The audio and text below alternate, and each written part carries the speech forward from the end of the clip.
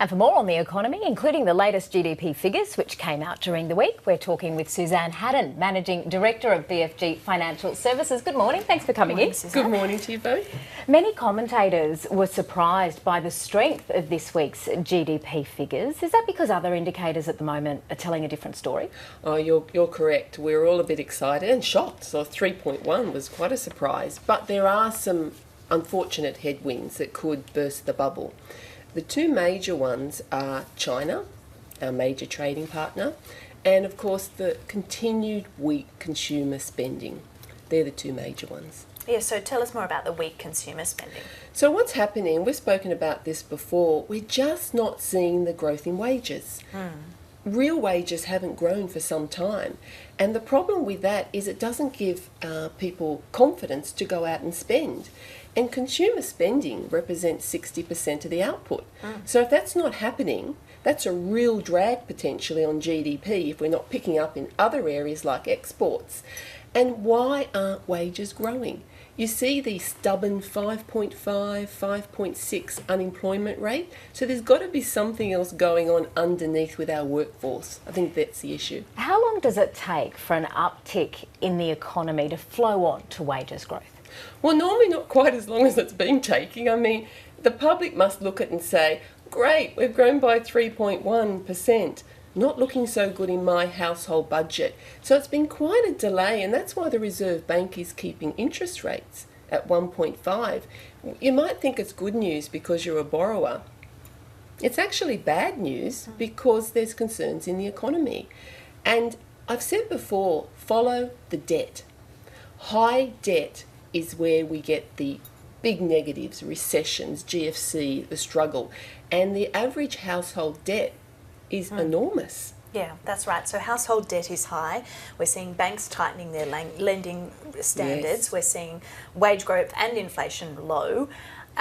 They might pick up, but only gradually, and house prices are also falling. So it seems like positive news this week, but the picture's not completely rosy. And far be it for me to talk down the economy, because there are many good elements.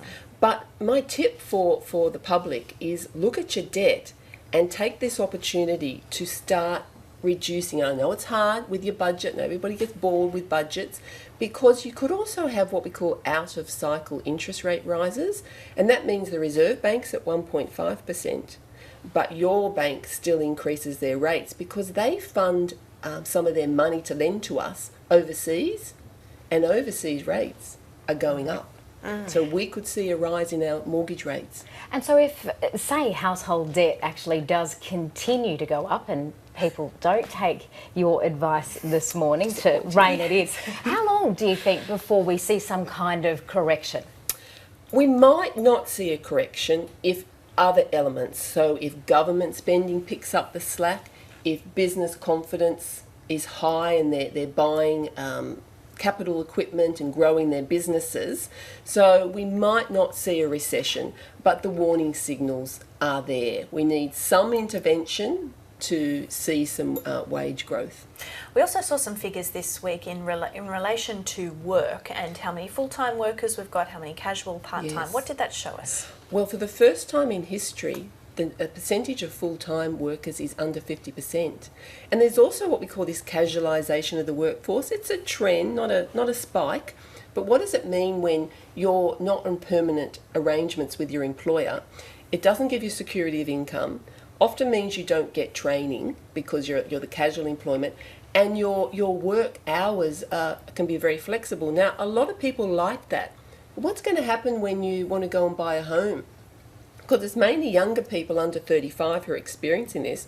You know, I get concerned, and we're going to see not granny flats being built, but kiddie flats, because our kids can't leave home. They should take them to court. You say a lot of people do like the flexibility of those kinds of arrangements, but a lot of people don't. I mean, a lot of people find that quite concerning, that they can't secure their employment on terms that they're happy with. And I suppose that, of course, does flow into confidence about the economy and whether people are prepared to go shopping at the weekend. Oh, yes. Notwithstanding my Saturday contribution, there are people who aren't spending, and you see the savings ratio is dropping. What that means is we're having less money to put aside, and the Treasurer thought that was good because it means you're out spending, but it's really telling you there's a strain on the budget.